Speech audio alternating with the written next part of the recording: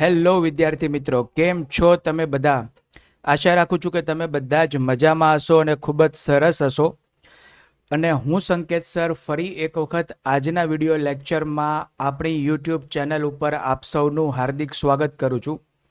મિત્રો, અત્યારે આપણે ધોરણ 12નો વિષય નામાના મૂળ તત્વોનો ભાગ 1 જેનું પ્રકરણ નંબર 1 જેનું નામ છે ભાગીદારી વિષય પ્રવેશ વિશે શીખી રહ્યા છીએ. અને મિત્રો, આ વિડીયો લેક્ચર ઉપર પહોંચતા પહેલાં આપણે આ પ્રકરણના એટલે કે પહેલા પ્રકરણના ઘણા બધા પોઈન્ટ્સ છે એ ઓલરેડી કવર કરી લીધા છે આના પહેલાંના વિડીયો લેક્ચર્સમાં. તો હજી સુધી તમે એ વિડીયોને જોયા નથી અને પોઈન્ટ શીખ્યા નથી તો મારી તમને બધાને રિક્વેસ્ટ છે કે આગળના બધા પોઈન્ટ્સ છે એ શીખી લેજો.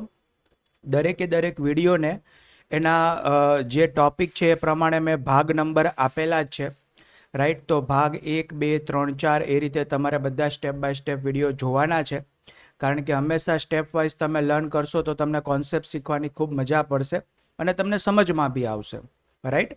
તો ચલો મિત્રો, વધારે ટાઈમ લીધા વગર આજે આપણે ખાસ કરીને અમુક ટૂંકા દાખલા માટેના જે ઉદાહરણો છે એ ઉદાહરણો જોવાના છે અને ખાસ કરીને સ્વાધ્યાયના જે પ્રશ્ન નંબર 3ની અંદર ટૂંકા દાખલા આપેલા છે એ પણ સાથે સાથે જોવાના છીએ. તો તમે બધા જ ખૂબ જ ઉત્સાહપૂર્વક તૈયાર થઈ જશો આજના ટોપિકને લર્ન કરવા માટે. તો ચલો, વધારે ટાઈમ લીધા વગર આપણે શરૂઆત કરી દઈએ. ઓકે, સો અહીંયા તમે જોઈ શકો છો કે ટેક્સ્ટ બુક છે તમારી સ્ક્રીન પર આવી ગઈ છે. અને મિત્રો, ઉદાહરણ નંબર 7 સુધીના દરેક પ્રશ્નો આપણે આના આગળના વિડીયોમાં જોઈ લીધા છે. તો અત્યારે આપણે ઉદાહરણ નંબર 8થી કોન્સેપ્ટ જોવાની શરૂઆત કરશું. તો ચલો, સૌથી પહેલા ઉદાહરણ નંબર 8માં આપેલા પ્રશ્નને આપણે સરસ રીતે સમજી લઈએ. તો અહીંયા આપેલું છે કે ભાલચંદ્ર, દર્શના અને અંકિત 5:3:2 પ્રમાણમાં નફો નુકસાન વહેંચતા ભાગીદારો છે. તો મિત્રો, 3 ભાગીદાર છે અને એનું આપણને નફા નુકસાનનું પ્રમાણ આપેલું છે. વર્ષના અંતે હિસાબો તૈયાર કર્યા પછી માલુમ પડ્યું કે ઉપાડ પર વ્યાજ ગણવાનું રહી ગયું છે. હવે આની પહેલાનું જે ઉદાહરણ હતું ને મિત્રો, એમાં મૂડી પર વ્યાજ ગણવાનું રહી ગયું હતું અને આ ઉદાહરણ એવું છે કે જેમાં ઉપાડ પર વ્યાજ ગણવાનું રહી ગયું છે. અને ઉપાડ પર વ્યાજ અનુક્રમે 1000 રૂપિયા, 800 રૂપિયા અને 600 રૂપિયા છે. તો અહીંયા આપણે ઉપાડ પર વ્યાજ ગણવાની જરૂર નથી, કારણ કે આપણને દરેક ભાગીદારનું ક્રમશઃ ઉપાડ પર વ્યાજ આપેલું જ છે. એટલે જે ભાલચંદ્ર છે એનું 1000 રૂપિયા, દર્શનાનું 800 રૂપિયા અને અંકિતનું 600 રૂપિયા છે. તો આપણે આની ભૂલ સુધારણા નોંધ લખવાની છે. હવે મિત્રો, તમે એક વસ્તુ સમજો કે ઉપાડ પર વ્યાજ છે ને એ ભાગીદારો માટે વિચારીએ તો ભાગીદારો પાસેથી એ આપણે મળવા પાત્ર હોય. એટલે જો હું મૂડી ખાતાના પોઈન્ટ ઓફ વ્યૂથી વિચારું તો એની અસર છે ને એ ઉધાર બાજુ આપણે આપવાની થાય અને ઉધાર બાજુ એટલે એ થાય માઇનસ. મિત્રો, યાદ રાખજો, તમે મૂડી ખાતાના પોઈન્ટ ઓફ વ્યૂથી એક વસ્તુ તમારે યાદ રાખવાની. શેના પોઈન્ટ ઓફ વ્યૂથી? મૂડી ખાતાના પોઈન્ટ ઓફ વ્યૂથી એક વસ્તુ યાદ રાખવાની કે જે વસ્તુ જમા થાય ને એ બધું તમારે પ્લસ કરવાનું અને જે વસ્તુ ઉધાર થતી હોય એ બધું આપણે માઇનસ કરવાનું. તો હું ઉપાડ પર વ્યાજ છે ને એ મૂડી ખાતામાં ઉધાર બાજુ લખું અને ઉધાર બાજુ લખવાનું થાય એટલે એ માઇનસ થાય. તો સૌથી પહેલા હું એને ઉધાર બાજુ લખીશ એટલે મારે માઇનસ કરવાનું થશે. તો અહીંયા વિદ્યાર્થી મિત્રો, તમે જોઈ શકો છો કે નીચે ગણતરીમાં ઉપાડ પર વ્યાજ છે એ દરેકે દરેક ભાગીદાર માટે માઇનસ કરેલું છે. કેમ? કારણ કે સર એની અસર મૂડી ખાતામાં ઉધાર બાજુ આવે એટલે નહોતી આપેલી, હવે આપણે આપી દઈએ તો માઇનસ થશે. પહેલી વસ્તુ આ. હવે બીજી વસ્તુ હું તમને કહું મિત્રો, આ જ ઉપાડ પર વ્યાજની બીજી અસર છે ને એ નફા નુકસાન ફાળવણી ખાતામાં જમા બાજુ આવે. હવે નફા નુકસાન ફાળવણી ખાતામાં જમા બાજુ એટલે શું થયું? તો સર આવકમાં વધારો કરે એટલે કે એટલો વહેંચણી પાત્ર નફો. હવે જો આપણે ઉપાડ પર વ્યાજ ન લખેલું હોય તો બધા ભાગીદારો વચ્ચે એટલો વહેંચણી પાત્ર નફો ઓછો આવેલો હોય. તો કેટલો? તો દરેક ભાગીદારનું જે ઉપાડ પર વ્યાજ છે એટલો. તો હવે મારે બધા ભાગીદારને એટલો વહેંચણી પાત્ર નફો વધારે આપવો પડે, પણ કયા પ્રમાણમાં? તો નફા નુકસાન વહેંચણીના પ્રમાણમાં. તો આપણે બીજું શું કરીશું? તો હું આ જે કુલ 2400 રૂપિયા ઉપાડ પર વ્યાજ હતું ને એને સૌથી પહેલા આટલો નફો મેં બધા ભાગીદારોને ઓછો વહેંચેલો છે, કારણ કે આ આપણા માટે આવક હતી ને આવક લેખી જ નહોતી. એટલે આટલો નફો ઓછો વહેંચેલો છે, તો એટલો હું નફો લઈશ કુલ 2400 રૂપિયા. એને બધા ભાગીદારો વચ્ચે નફા નુકસાન ફાળવણી ખાતા નફા નુકસાનના પ્રમાણમાં પાછું વહેંચી દઈશ.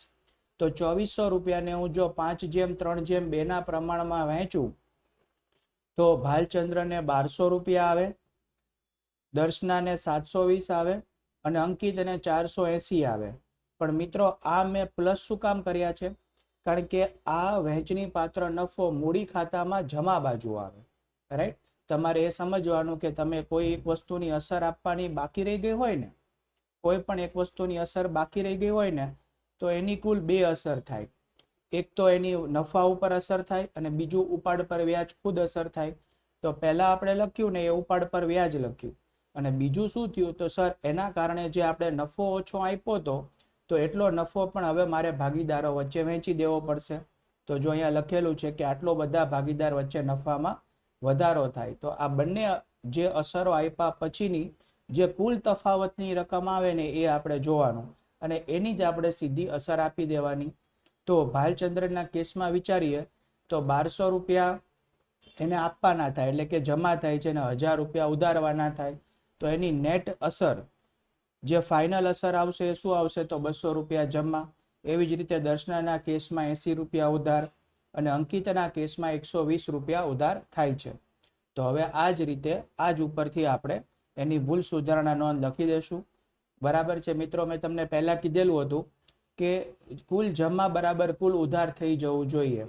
તો અહીંયા જો 120 રૂપિયા શું થઈ રહ્યા છે? ઉધાર થઈ રહ્યા છે. 80 રૂપિયા ઉધાર થઈ રહ્યા છે, એટલે કુલ 200 રૂપિયા ઉધાર થાય છે. સામે આપણી પાસે કુલ 200 રૂપિયા છે ને એ જમા થઈ ગયા હોવા જોઈએ. બસ. તો દર્શના અને અંકિતનું ખાતું આપણે ઉધારી દેશું અને ભાલચંદ્રના મૂડી ખાતે જમા કરી દેશું. એટલે કે આ એક જ અસર આપવાથી આ બંનેનો જે કુલ તફાવત હતો ને એની અસર અપાઈ જશે. બરાબર છે મિત્રો? તો આ થઈ ગયું આપણો ઉદાહરણ નંબર 8, કે જેનો કોન્સેપ્ટ હતો કે ઉપાડ પર વ્યાજ ગણવાનું રહી ગયું છે. ચલો હવે આનું જ એક આપણી પાસે જે સ્વાધ્યાયની અંદર પ્રશ્ન છે એને આપણે જોઈ લઈએ.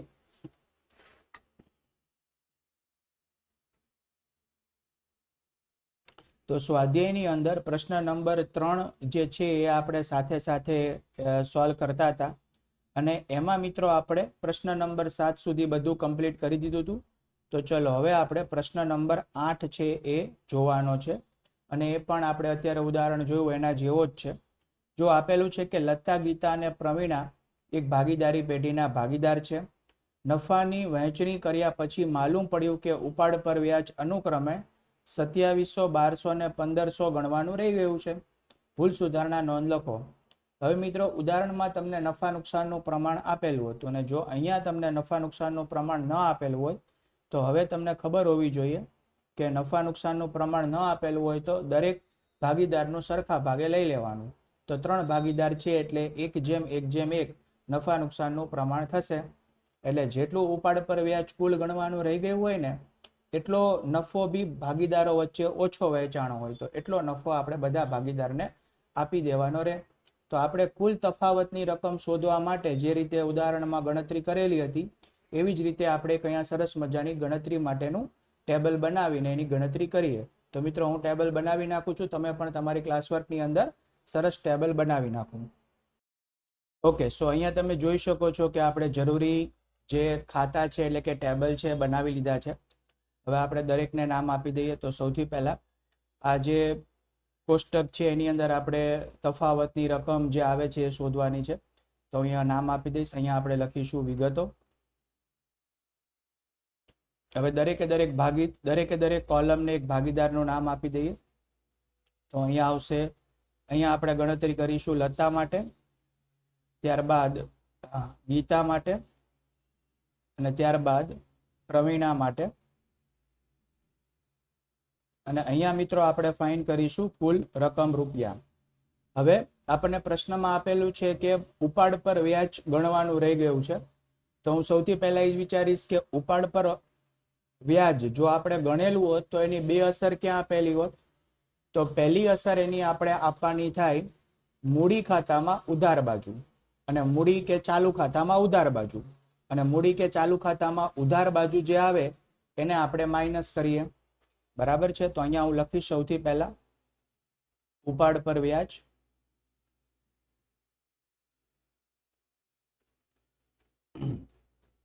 દરેકે દરેક ભાગીદારનું આપણને આપેલું છે. લતાનું છે 2700 રૂપિયા, ગીતાનું છે 1200 રૂપિયા અને પ્રવીણાનું છે 1500 રૂપિયા. અને હવે મિત્રો હું છેલ્લા કોલમમાં 3 નો સરવાળો જે છે એ કરી લઈશ કેલ્ક્યુલેટરની મદદથી. તો 2700 પ્લસ 1200 અને પ્લસ બીજા 1500, તો સરવાળો આવશે 5400 રૂપિયા. તો આ મેં પહેલી અસર આપવાની જે થતી હતી એની મેં અહીંયા એક ગણતરી છે બતાવી. હવે આપણે એ વિચારવાનું કે આની બીજી અસર આપણે ક્યાં આપીએ? તો બીજી અસર ઉપાડ પર વ્યાજની આપીએ નફા નુકસાન ફાળવણી ખાતામાં જમા બાજુ. હવે એ આપીએ એનાથી શું થાય? તો સર એનાથી આવકમાં વધારો થાય, પણ આપેલી નથી એટલે આવકમાં વધારો નહીં થયેલો હોય એટલે નફામાં પણ વધારો નહીં થયેલો હોય. તો હવે હું આપવા જઈ રહ્યો છું તો મારે એટલી રકમ એટલે કેટલી રકમ? તો 5400 રૂપિયા જેટલી રકમમાં મારે નફામાં વધારો કરવો પડે. બરાબર છે. અને નફામાં વધારો થાય મિત્રો તો મૂડી ખાતે જમા થાય, અને જમા એટલે પ્લસ. તો મેં 5400 રૂપિયા હું પહેલા દરેક ભાગીદાર વચ્ચે વહેંચી દઈશ. અને કયા પ્રમાણમાં? તો સર નફા નુકસાનનું પ્રમાણ ન આપેલું હોય તો 1:1 લેવાનું, એટલે દરેક ભાગીદારના ભાગે 1800 રૂપિયા વધારે આવશે. તો હવે હું અહીંયા લખીશ ઉપાડ પર વ્યાજ જેટલો નફામાં વધારો. તો 5400 રૂપિયા હું નફામાં વધારો કરીશ. વધારો એટલે મૂડી ખાતામાં જમા, અને જમા એટલે પ્લસ. મિત્રો યાદ રાખજો, મૂડી ખાતામાં જમા એટલે પ્લસ અને ઉધાર કરો એટલે તમારે માઇનસ કરવાનું. તો 1800 રૂપિયા હું બધામાં જમા કરી દઈશ. 1800 અહીંયા, 1800 ગીતામાં અને 1800 રૂપિયા પ્રવીણામાં. હવે આપણે એક લાઈન ડ્રો કરી અને જે કુલ પ્લસ માઇનસ કર્યા પછી જે તફાવતની રકમ આવે છે ને એ શોધી લઈએ. તો હું નીચે લખીશ અહીંયા કુલ તફાવતની રકમ.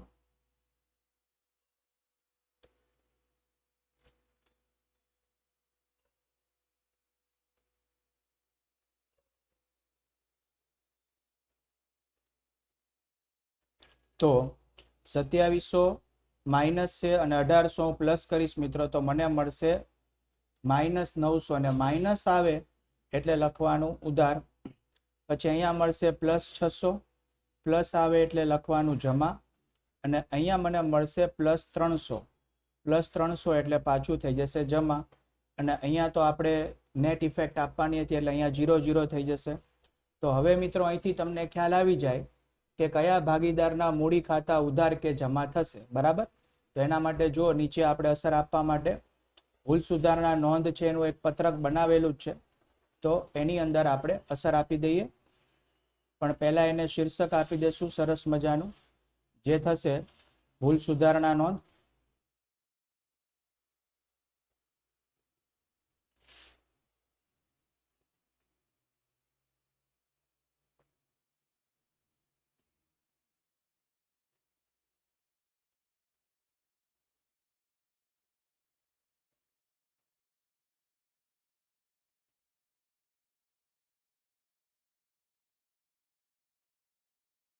ચલો વિદ્યાર્થી મિત્રો, હવે આપણે ભૂલ સુધારણા નોંધ આપીએ છીએ.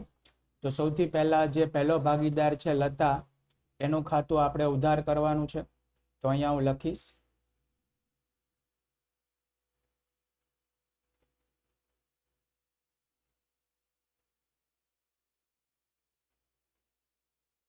લતાના મૂડી અથવા તો ચાલુ ખાતે ઉધાર થઈ જશે 900 રૂપિયા.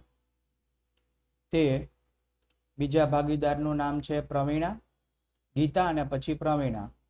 તો તે ગીતાના મૂડી અથવા તો ચાલુ ખાતે જમા થઈ જશે મિત્રો 300 રૂપિયા. ઓકે, ગીતામાં 600 રૂપિયા છે તો આપણે 600 રૂપિયા કરી દઈએ.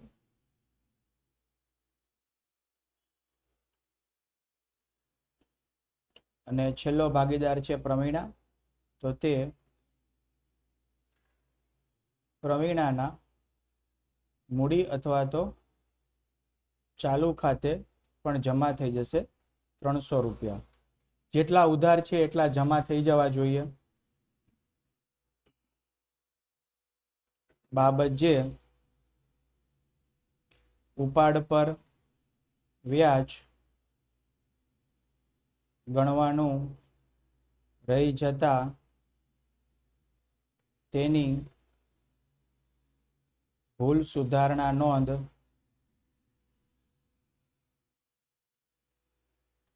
કરી તેના. અને આ રીતે મિત્રો ભૂલ સુધારણા નોંધ થઈ જાય પછી આ જે ફોર્મેટ છે એને અહીંયા આપણે ક્લોઝ કરી દઈશું. બરાબર છે. તો આ થઈ ગયો મિત્રો તમારો પ્રશ્ન નંબર 8 કે જ્યારે પણ ભાગીદારી પેઢીમાં ઉપાડ પર વ્યાજ ગણવાનું રહી જાય તો આ રીતે આપણે પહેલા એને તુલ તફાવતમાં કેટલી રકમની અસર આપવાની છે પહેલા આપણે એ શોધવાનું અને પછી એ પ્રમાણે એની ભૂલ સુધારણા નોંધ છે એ કરી દેવાની. બરાબર છે.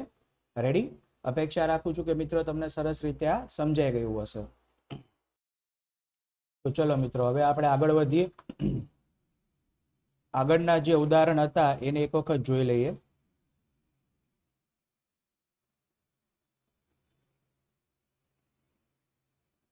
ઉદાહરણ નંબર 9 છે આપણી પાસે, જેમાં આપેલું છે કે યુસુફ, હારૂન અને કોડાવાલા 3:2:1 પ્રમાણમાં નફો નુકસાન વહેંચી લેતા ભાગીદારો છે.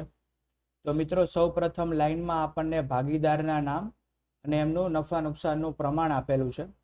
ત્યારબાદ કીધું છે કે કોડાવાલાને નફામાંથી ઓછામાં ઓછો 36,000નો નફો મળશે એવી ખાતરી યુસુફ અને હારૂને આપી છે. રાઈટ મિત્રો, તમને સમજાણું? અહીંયા એવું બાકીના બે ભાગીદાર છે ને, યુસુફ અને હારૂન, એ કોડાવાલાને એવી ખાતરી આપે છે કે તને નફામાંથી ઓછામાં ઓછો આટલો તો નફો મળવો જ જોઈએ. હવે આનો મતલબ શું થાય કે જ્યારે બી મિત્રો કોઈ એક કે બે ભાગીદાર બાકીના ભાગીદારને ખાતરી આપે ને કે ઓછામાં ઓછો આટલો તો મળવો જ જોઈએ, જો પછી નફાની વહેંચણી કરતી વખતે એ ખાતરી આપેલી રકમ કરતા ઓછો નફો મળે સપોઝ, તો જેટલો ઓછો નફો મળે ને કે જે ભાગીદારોએ ખાતરી આપી હોય ને એને પોતાના ભાગમાંથી આપી દેવો પડે. કોન્સેપ્ટ છે. અને સામાન્ય રીતે પણ આવું જોઈએ ને, વ્યવહારિક તમે જિંદગીમાં જુઓ તો આવું જોઈએ મિત્રો. જે ખાતરી આપે એ ખાતરી જેણે આપી હોય એને પછી એ વસ્તુ ભોગવી લેવી પડે કે એણે એ વસ્તુનું એડજસ્ટમેન્ટ છે એ કરી આપવું પડે. તો 21/3/2016 ના રોજ પૂરા થતા વર્ષનો પેઢીનો નફો 1,80,000 હોય તો ભાગીદારો વચ્ચે નફાની વહેંચણી કેવી રીતે થશે? નફાની વહેંચણી તો મિત્રો નફા નુકસાનના પ્રમાણમાં જ થાય, પણ નફા નુકસાનમાં પ્રમાણમાં વહેંચણી કર્યા પછી આપણે એ જોવાનું છે કે શું કોડાવાલાને 36,000 મળે છે, 36,000 કરતા ઓછા મળે છે કે વધારે મળે છે.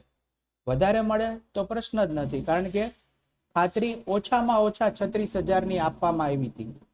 36,000 મળે તો પ્રશ્ન જ નથી. 36,000 કરતા ઓછા મળે તો આપણે જોવાનું રહે. તો જો નફા નુકસાનના પ્રમાણમાં વહેંચીએ ને તો યુસુફને આવ્યા 90,000, હારૂનને આવ્યા 60,000 અને કોડાવાલાને આવ્યા 30,000. હવે થાય છે શું? તો સર કોડાવાલાને 36,000 નફો મળશે એવી ખાતરી યુસુફ અને હારૂને આપેલ છે. તો માટે કોડાવાલાની ખૂટતી રકમ પહેલા ગોતવી પડે ને. કેટલી? તો 36ની ખાતરી હતી અને આપ્યા 30. તો ખૂટતી રકમ કેટલી થઈ સર? 6,000 રૂપિયા ખૂટતી રકમ થઈ. તો આ 6,000 રૂપિયા કોણ આપશે? સર જેને ખાતરી આપી હોય ને આપે. તો કોણે ખાતરી આપી હતી? યુસુફ અને હારૂને ખાતરી આપી હતી. અને સર યુસુફ અને હારૂન કેવી રીતે આપશે? તો એ પોતાના નફા નુકસાનના પ્રમાણમાં આપશે. તો યુસુફ અને હારૂનનું નફા નુકસાનનું પ્રમાણ કેટલું હતું સર? 3:2 હતું. તો બસ 3:2 ના પ્રમાણમાં એ આપશે. તો આપણે સૌથી પહેલા આ 6,000 રૂપિયા જે છે એને 3:2 ના પ્રમાણમાં યુસુફ અને હારૂન વચ્ચે વહેંચી દઈએ તો ખબર પડે કે યુસુફે આપવાના થાય 3600 અને હારુને આપવાના થાય 2400. પહેલા કરી લાવવાનું. બરાબર. હવે શું થશે? તો હવે આપણે જૂની રકમ લેવાની, જે બધા વચ્ચે આવતી હતી એ લઈ લીધી સર આપણે. પછી યુસુફ અને હારુને જે આપવાના થાય છે એમાંથી બાદ કરી દેવાના. તો યુસુફે આપવાને થતી રકમ 3600 અને હારુનના 2400 બાદ કરી દીધા. અને 3600 ને 2400 કુલ મળીને 6000 કોને જશે? સર કોડાવાલાને જશે. તો જેને આપવાના થાય એમાંથી માઇનસ થાય અને જેને લેવાના થાય એમાં પ્લસ થાય. બસ પછી આપણે જે ફાઇનલી રકમ આવે એ શોધી લેવાની. રેડી? તો બસ આ રીતે મિત્રો આપણે આ દાખલાને સોલ્વ કરવાનો થાય, ઉદાહરણ નંબર 9 ને. ખ્યાલ આવી ગયો? અચ્છા, અહીંયા એવું બન્યું હોત કે ખાલી કોડાવાલાને 36,000ની ખાતરી માત્ર યુસુફે સપોઝ આપી હોત તો 6,000 રૂપિયા યુસુફ આપી દે. હારુનમાં કંઈ થાય નહીં. તો શું થાય સર? યુસુફમાંથી 6,000 આપવાના થતા હોય તો બાદ કરી દેવાના, એટલે એને મળશે 84,000 અને કોડાવાલાને 6,000 પ્લસ થઈ જશે, એટલે એના તો 36,000 જ થશે. અને હારુનમાં કંઈ થાય નહીં, એટલે હારુનને પહેલા 60 મળતા હતા અને હજી 60 જ મળશે. રેડી? પણ મિત્રો અહીંયા થાય છે શું ખબર છે? એક પાસેથી જે ઓછા થાય છે અને બીજા પાસે વધે છે. તો તમારે ખાસ ધ્યાન રાખવાનું કે જે ફાઇનલ રકમ આવે ને એનો સરવાળો 81 થઈ જવો જોઈએ. આ દાખલાની હિન્ટ. રાઈટ? ભલે 1 આપે, 2 આપે, 1 લઈને 2 ને આપે, 2 લઈને 1 ને આપે, જે આપે એમાંથી માઇનસ કરવાનું અને જે લે એમાં પ્લસ કરવાનું. છેલ્લે સરવાળો 81 થવો જોઈએ, કારણ કે નફામાં કોઈ ફેરફાર થવો જોઈએ નહીં. આ છે આનો કોન્સેપ્ટ.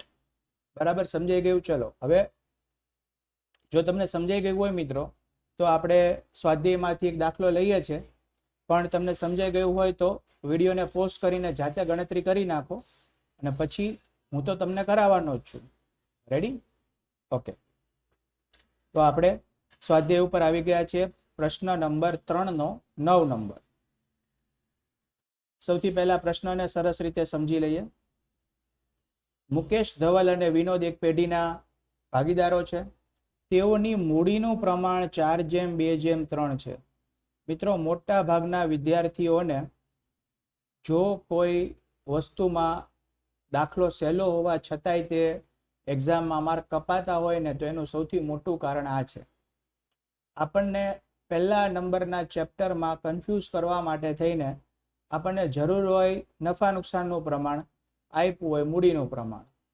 જરૂર હોય મૂડીના પ્રમાણની, આપ્યું હોય નફા નુકસાનનું પ્રમાણ. કન્ફ્યુઝ કરવા માટે થઈને જ છે. તો તમારે ખાસ ધ્યાન રાખવાનું કે આ 4:2:3 છે એ નફા નુકસાનનું પ્રમાણ નથી, મૂડીનું પ્રમાણ છે. અને જો તમે ઉતાવળમાં આ ભાગમાં નફો વહેંચી દો એટલે આવડતું હોવા છતાંય તે આપણે માર્ક ગુમાવવા પડે. બરાબર છે? તો આ ન થવું જોઈએ, એનું તમારે ખાસ ધ્યાન રાખવાનું છે. આગળ જોઈએ. મુકેશને નફામાંથી ઓછામાં ઓછા 35,000 મળશે એવી ખાતરી ધવલ અને વિનોદે બંને આપેલી છે. કોને? મુકેશને ઓછામાં ઓછા કેટલા મળવા જોઈએ? 35,000. અને એવી ખાતરી મિત્રો ધવલ અને વિનોદ બંને આપેલી છે. બરાબર? પેઢીનો નફો 90,000 થયો હોય તો ભાગીદારો વચ્ચે નફાની વહેંચણી કેવી રીતે થશે? આ આપણે શોધવાનું છે. બહુ સરળ દાખલો છે મિત્રો. ચલો ગણતરીની શરૂઆત કરી દઈએ. ઓકે, સો તમારી સરળતા માટે મેં પ્રશ્નને અહીંયા અલગ સ્ક્રીન ઉપર લઈ લીધો છે. ચલો હવે આપણે આના જવાબની ગણતરી કરીએ. તો સૌથી પહેલા તો મિત્રો આપણે એ જોવાનું કે અહીંયા આપણને મૂડીનું પ્રમાણ આપેલું છે, નફા નુકસાનનું પ્રમાણ આપેલું નથી. તો અહીંયા આપણે લખી દઈએ, અહીંયા નફા નુકસાનનું પ્રમાણ આપેલું ન હોવાથી આપણે કેટલું લેશું? 1:1:1 લઈશું. બરાબર છે? હવે આ પ્રમાણમાં દરેક ભાગીદારને કેટલો નફો આવે છે એ શોધી લઈએ. તો સૌથી પહેલા મુકેશનો નફો, કુલ નફો મિત્રો 90,000 હતો. 1:3 પ્રમાણમાં, 1:1:1 પ્રમાણમાં મુકેશના ભાગે 30,000 આવશે. ધવલનો નફો 90,000 ભાગ્યા 3 એટલે એને પણ 30,000 આવશે અને વિનોદનો નફો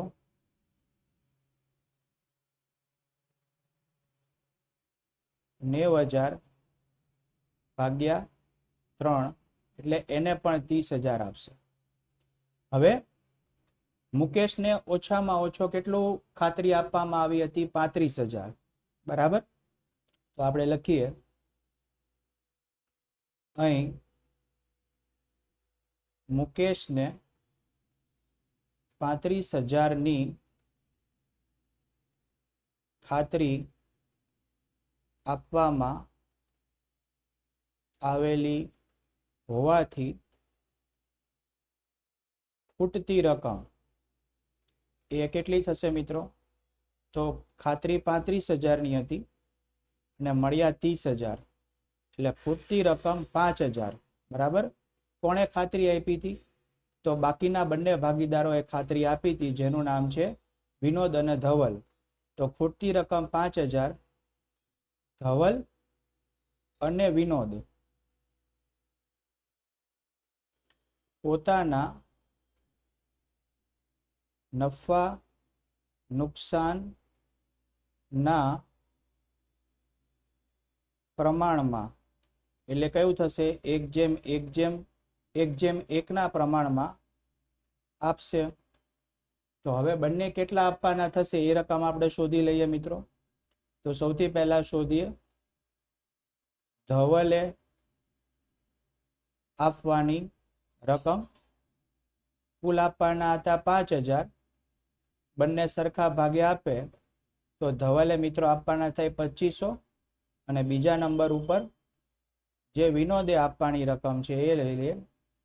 તો વિનોદે આપવાની રકમ બરાબર 5,000.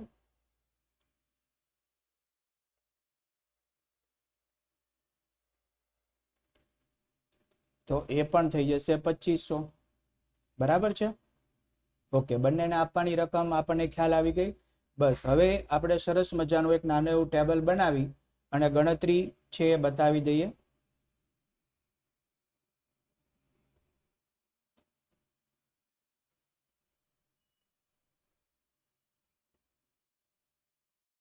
ઓકે, સો ફોર્મેટ આપણે બનાવી દીધું છે.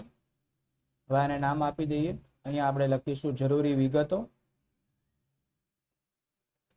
ત્યારબાદ અહીંયા 3 ભાગીદારના નામ લખી દઈએ: મુકેશ, વિનોદ અને ધવલ. તો અહીંયા લખીશું મિત્રો આપણે નફા નુકસાન પ્રમાણે રકમ. નફા નુકસાન પ્રમાણે જે રકમ આવતી હતી એ છે 30,000, 30,000 ને 30,000.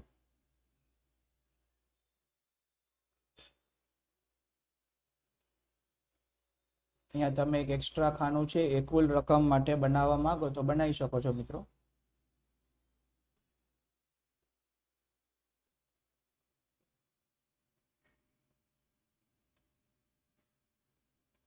તો અહીંયા આપણે કરી દઈએ લાસ્ટ કોલમમાં કુલ.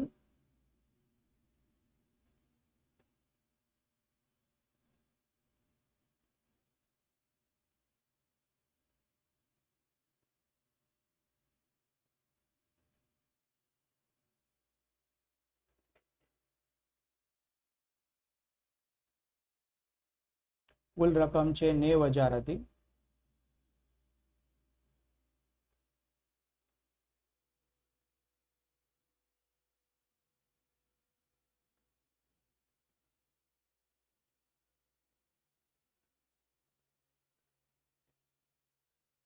હવે બીજા નંબરમાં લખીશું આપવાની અને લેવાની રકમ.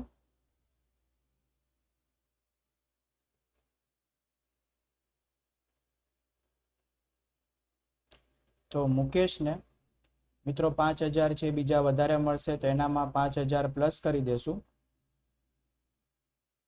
અને વિનોદ અને ધવલમાંથી સરખા પ્રમાણે રકમ 2,500 છે એ બાદ થઈ જશે. ઓકે, હવે આપણે ફાઇનલી શોધી લઈએ કુલ રકમ જે આવે છે એ.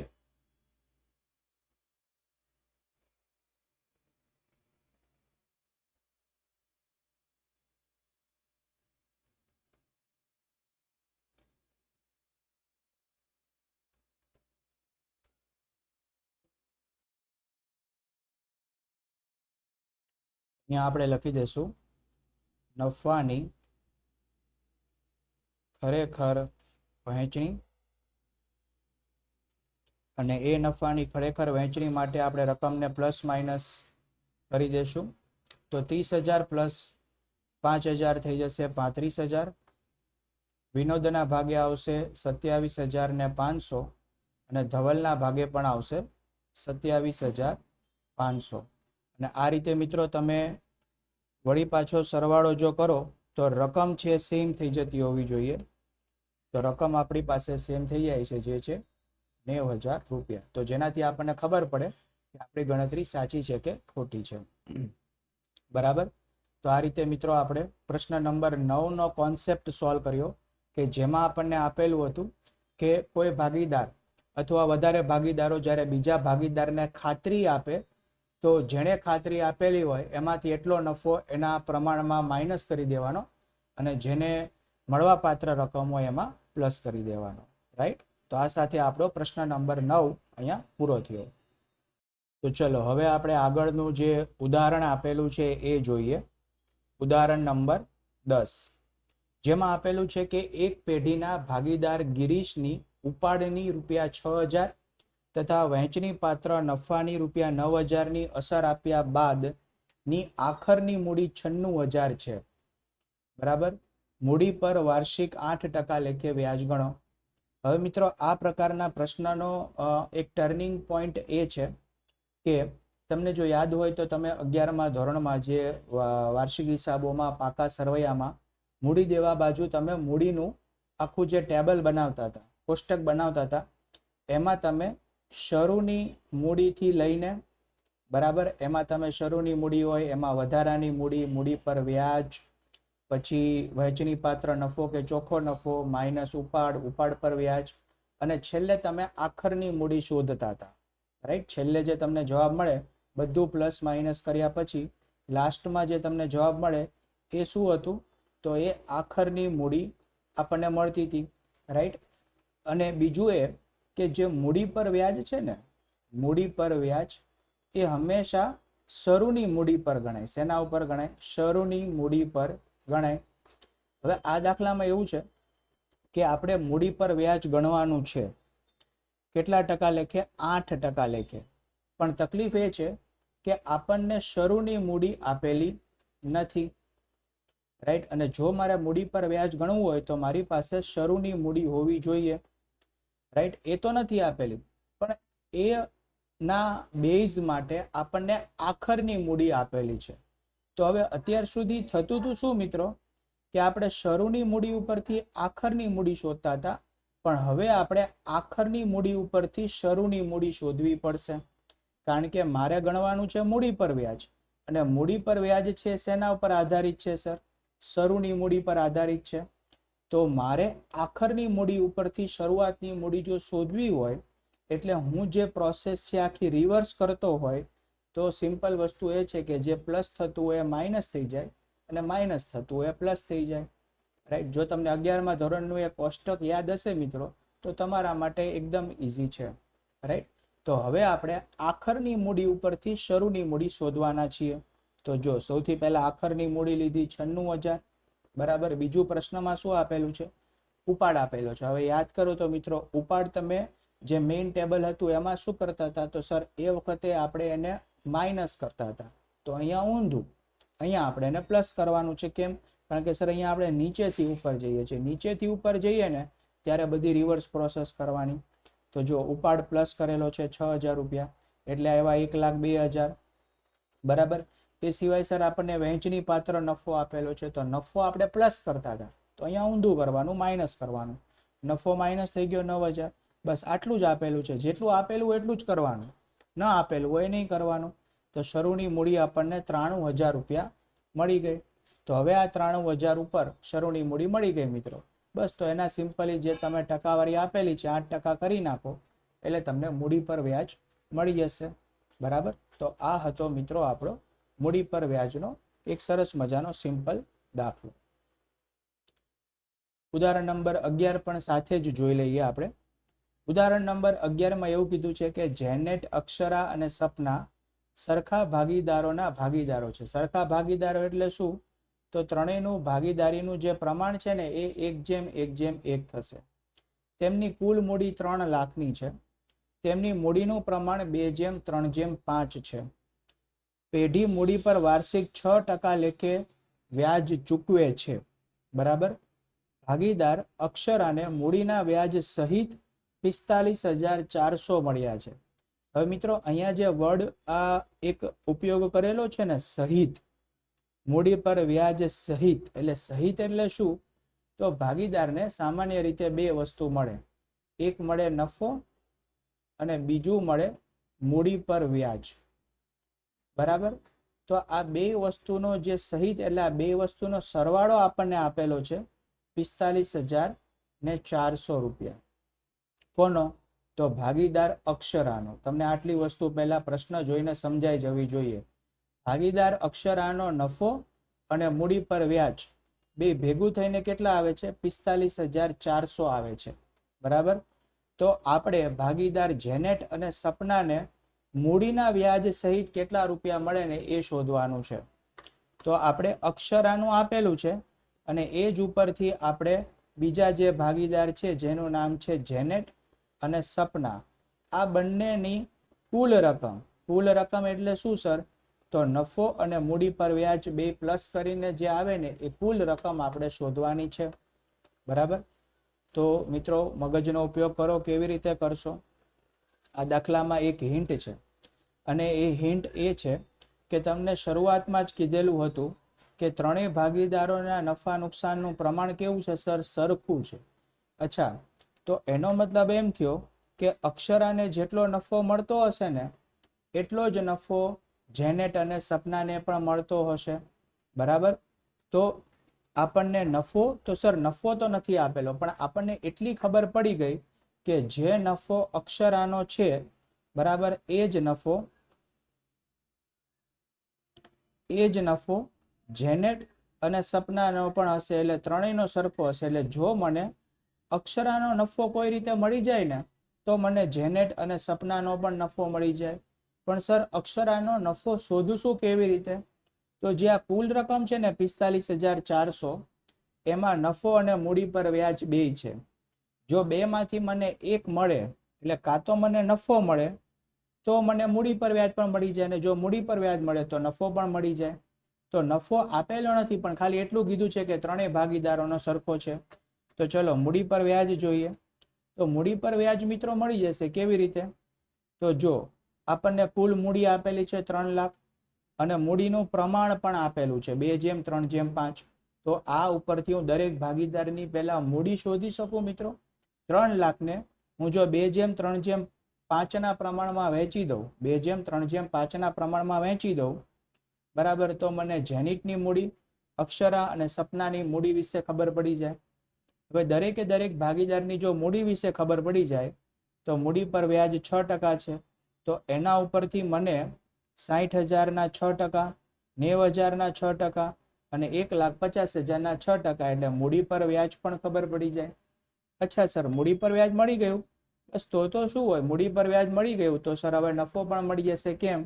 કારણ કે અક્ષરાને આપણે મૂડીના વ્યાજ સહિત 45,400 આપ્યા હતા અને જો એમાંથી અક્ષરાનું વિચારીએ તો 5,400 રૂપિયા જો મૂડી પર વ્યાજ હોય તો બાકીના 40,000 રૂપિયા અક્ષરાનો નફો હોય. એ નક્કી થઈ ગયું. આ આપણે હિન્ટ હતી, આ દાખલાનો પાયો આ હતો. બરાબર, તો 40,000 રૂપિયા નફો કોનો હોય? અક્ષરાનો હોય સર. અચ્છા, તો આપણે પહેલા જ જોયું હતું કે નફો તો બધા ભાગીદારોને સરખો જ છે. તો જેનેટનો નફો પણ 40,000 ને સપનાનો નફો પણ 40,000 અને મૂડી પર વ્યાજ તો આપણે મૂડી ઉપરથી મળી જ જશે. તો બસ આ બંનેનો સરવાળો કરી દઈએ એટલે જેનેટ અને અક્ષરાની કુલ મળવા પાત્ર રકમ મૂડીના વ્યાજ સહિત એ પણ મળી જાય છે ને મિત્રો. એકદમ સરળ ગણતરી. બસ થોડું તમારે લોજિક આમાં ઉપયોગ કરવાનો છે, બાકી ગણતરીમાં કંઈ ખાસ છે નહીં. તો ચલો હવે મિત્રો આ બંને ઉપરથી આપણને જે સ્વાધ્યાયમાં દાખલા આપેલા છે એ એક વખત સરસ રીતે જોઈ લઈએ. પ્રશ્ન નંબર 3માં 9 સુધી થઈ ગયું, આપણે 10મો દાખલો આવ્યા છીએ. રઘુવીરની આખરની મૂડી 80,000 છે. આખરની મૂડી આપેલી છે, જેમાં ચાલુ વર્ષના ઉપાડના 12,500 છે.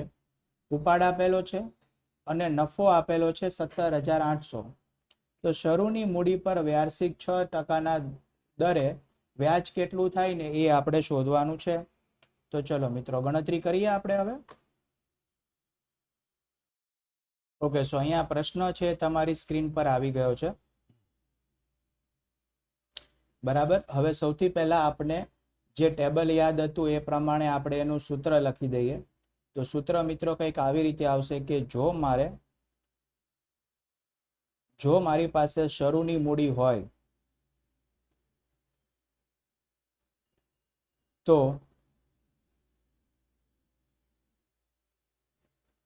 એ શરૂની મૂડીમાં હું નફો પ્લસ કરી દઉં અને ઉપાડ છે એ માઇનસ કરી દઉં તો મને આખરની મૂડી છે ને એ મળી જાય. પણ આ ઓરિજિનલ સૂત્ર છે, પણ અહીંયા આપણે આ સૂત્રમાં થોડો ફેરફાર એ કરવાનો છે કે જે આપણી પાસે શરૂની મૂડી છે ને એને સૂત્રનો કર્તા બનાવવાનો છે, એટલે શોધવાનું છે. અને આખરની મૂડી છે ને એ આપણને આપેલું છે. તો હવે હું આખરની મૂડી ઉપરથી શરૂની મૂડી શોધીશ આ પ્રમાણે. સૌથી પહેલા લેશું આપણે આખરની મૂડી, જે આપણને પ્રશ્નમાં આપેલી છે 80,000. હવે મિત્રો નફો જુઓ તમે, અહીંયા પ્લસ થતો હતો, તો હવે આપણે નફાને સૌથી પહેલા માઇનસ કરીશું અને ઉપાડને પ્લસ કરીશું. તો સૌથી પહેલા હું ઉપાડ લઈશ. ઉપાડને હું પ્લસ કરી દઉં આની અંદર. તો 12,500 રૂપિયાનો ઉપાડ હતો, તો રકમ આવશે 92,500. અને નફો છે મિત્રો એ આપણે માઇનસ કરી દેશું, જે છે 17,800 રૂપિયા. તો 92,500 માંથી 17,500 આપણે માઇનસ કરીએ, 17,800, તો રકમ આવે છે 74,700 રૂપિયા. અને આ થઈ ગઈ મિત્રો શરૂની મૂડી. બસ હવે તો શું છે, તો મૂડી પર વ્યાજ શોધવા માટે આપણે શરૂની મૂડીની જરૂર પડે એ આપણને મળી ગઈ.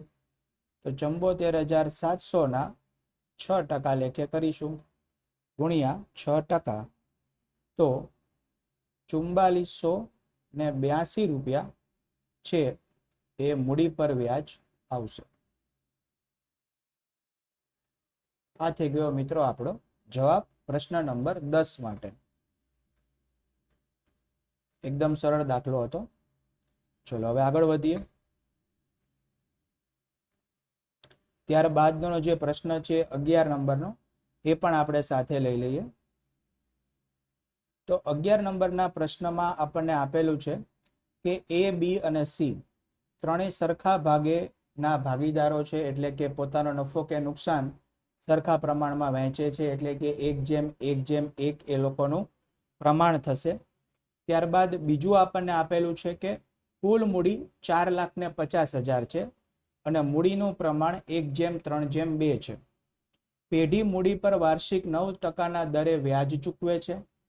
ભાગીદાર સી ને મૂડીના વ્યાજ સહિત 73,500 મળ્યા છે, તો ભાગીદાર એ અને બી ને મૂડીના વ્યાજ સહિત કેટલા રૂપિયા મળે એ આપણે શોધવાનું છે. તો હમણાં મિત્રો આપણે જે ઉદાહરણ જોયું ને સેમ એ જ પ્રમાણે છે. તો સૌથી પહેલા નંબરના સ્ટેપમાં આપણે શું કરીશું, સી ઉપરથી આપણને એ અને બી ની રકમ મળશે, પણ સૌથી પહેલા જે આ કુલ મૂડી છે ને 4,50,000, એને હું 1:3:2 ના પ્રમાણમાં વહેંચી દઈશ, એટલે દરેક ભાગીદારની મને મૂડી મળી જાય. અને એ ઉપરથી તે એના 9% લઈને દરેક ભાગીદારનું મૂડીનું વ્યાજ પણ આપણે શોધી લઈએ. બરાબર. તો ચલો એક સરસ મજાનું નાનું એવું ટેબલ બનાવી અને આપણે આની ગણતરી કરીએ. તો ટેબલ આપણે ડ્રો કરી લીધું છે. ચલો હવે એની અંદર આપણે દરેક ભાગીદારની જે વિગત છે એ લખી લઈએ.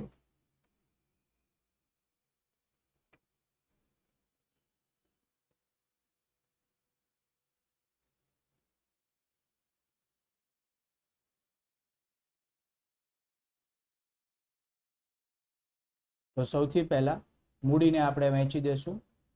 તો અહીંયા લખીએ કે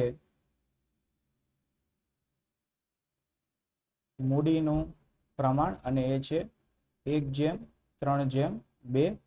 તો મિત્રો 4,50,000 જો કુલ મૂડી હોય અને હું એને 1:3:2 ના પ્રમાણમાં વહેંચું તો સૌથી પહેલા ભાગીદાર એ માટે જોઈએ તો આવશે 75,000. બી માટે આવશે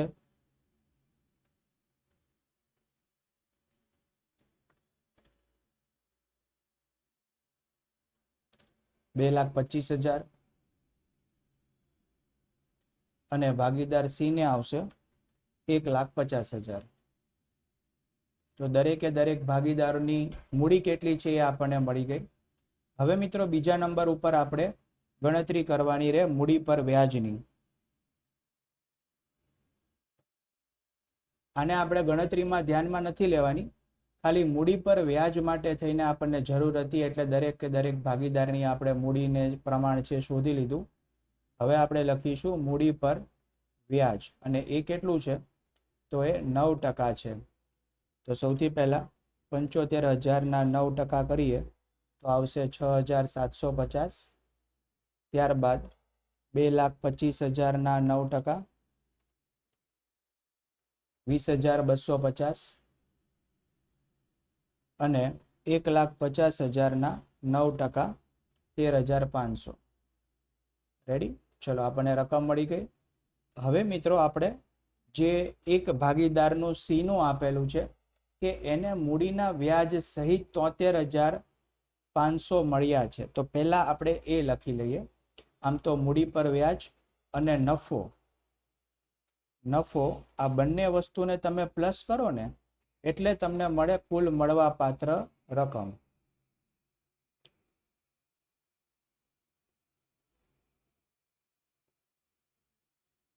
તો હું અહીંયા લખીશ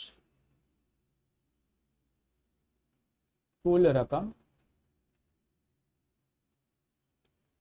અને આ કુલ રકમ આપણને ખાલી કોની આપેલી છે? સી ની આપેલી છે અને એની કુલ રકમ છે 73,500. હવે મિત્રો તમારે અહીંયા હિન્ટ તરીકે શું લેવાનું છે? તો જે હવે તમને આન્સર મળશે ને એ હિન્ટ તરીકે થશે. કુલ રકમ 73,500 હતી, એમાં મૂડી પર વ્યાજ 13,500 હતું. બરાબર છે?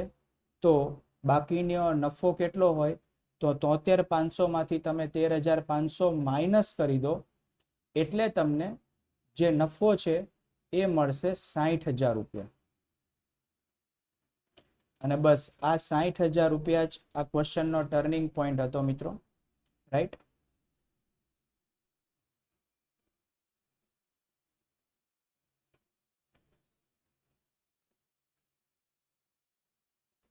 કેવી રીતે ટર્નિંગ પોઈન્ટ થશે? તો આપણને પ્રશ્નની શરૂઆતમાં જ આપેલું હતું કે દરેકે દરેક ભાગીદારનો નફા નુકસાનનું પ્રમાણ છે એ સરખું છે, સરખા હિસ્સાના ભાગીદાર છે. તો એનો મતલબ એવો થયો કે સી ને જે નફો મળે છે એ જ નફો બી ને પણ મળશે